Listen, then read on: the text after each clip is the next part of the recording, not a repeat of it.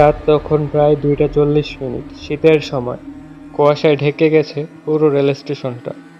সেই রাতে ফিরছিল রাকেশ কলকাতা থেকে, তার বাড়ি বর্ধমানে। ট্রেনের নাম হাওড়া মোকামা প্যাসেঞ্জার। লোকজন কম ছিল, কামরার মধ্যে ম্লান আলো, জানালার বাইরে শুধু অন্ধকার আর ঠান্ডা বাতাস। রাকেশ একটা কোণে বসে কাঁধে কম্বল চাপিয়ে মোবাইলে গান শুনছিল। ঠিক তখনই দরজার দিক থেকে কেউ আস্তে আস্তে হেঁটে এলো। একজন বয়স্ক লোক, তার চোখ দুটো যেন ফাঁকা, মুখে হাসি, তার পুরনো চামড়ার ব্যাগ। লোকটা এসে ঠিক রাকেশের সামনের সিটে বসলো। এত রাতে কোথায় যাচ্ছ বাবা? শান্ত স্বরে জিজ্ঞেস করলো লোকটা। বর্ধমান। আপনি?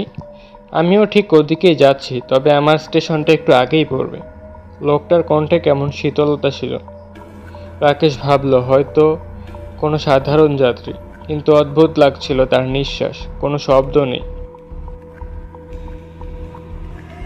আর ঠান্ডা কামড়ায়ও তার শরীরে এক ফোঁটা ঘাম নেই। শুধু চোখ দুটি যেন কারো দিকে তাকিয়ে নেই, শুধু শূন্যের দিকে তাকিয়ে আছে।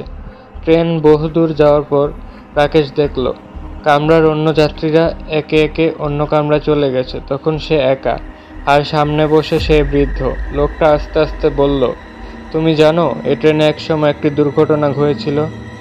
না, কীরকম? বছর 7 আগে। আমি এ কামরাতেই ছিলাম। সেই রাতে পুরো কামরা উল্টে যায়, কেউ বাঁচেনি, শুধু আমি। বৃদ্ধ থেমে গেল, মুখে অদ্ভুত হাসি। রাকেশ তখন হেসে বলল, তাহলে আপনি তো ভাগ্যবান। লোকটা আস্তে আস্তে বলল, না বাবা, আমি বেঁচে নেই। তারপর মাথা উঁচু করে হালকা হাসল। রাকেশের গলা শুকিয়ে গেল।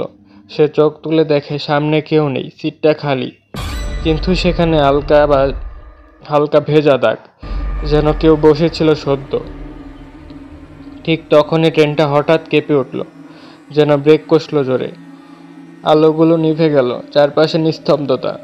রাকেশ জানালা দিয়ে বাইরে তাকিয়ে দেখল ট্রেনটা থেমে গেছে দুর্গাপুরের কোনো স্টেশনে, যেখানে অনেক বছর আগে ট্রেন দুর্ঘটনায় 17 জন মারা গিয়েছিল।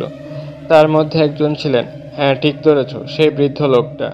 হঠাৎই রাকেশের পাশে কেউ যেন ফিসফিস করে বলল, আমি তো বলেছিলাম আমার স্টেশনটা একটু আগেই পড়বে। রাকেশ চিৎকার করতে চাইল, কিন্তু গলা দিয়ে কোনো শব্দ বের হলো না। পরের মুহূর্তে ট্রেন আবার চলতে শুরু করলো, আর কামরার জানালার কাছে নিজে নিজে প্রতিবিম্বের পাশে দেখল সে বৃদ্ধের মুখ, আর চোখ দুটো তখনও শূন্যে তাকিয়ে আছে। রাতের শেষ ট্রেন। হয়তো সব যাত্রী মানুষ নয়, কেউ কেউ শুধু অপেক্ষা করে তাদের শেষ স্টেশনে। যদিও গল্পটা ভালো লাগে তাহলে লাইক দিও, কমেন্টে লিখে জানাও তুমি পরের বার কেমন ভয়ঙ্কর গল্প চাও। আর হ্যাঁ, যদি সাহস থাকে তাহলে সাবস্ক্রাইব করো শ্মশানতলাতে, কারণ এখানে প্রতিদিন রাতে কেউ না কেউ ফিরে আসে।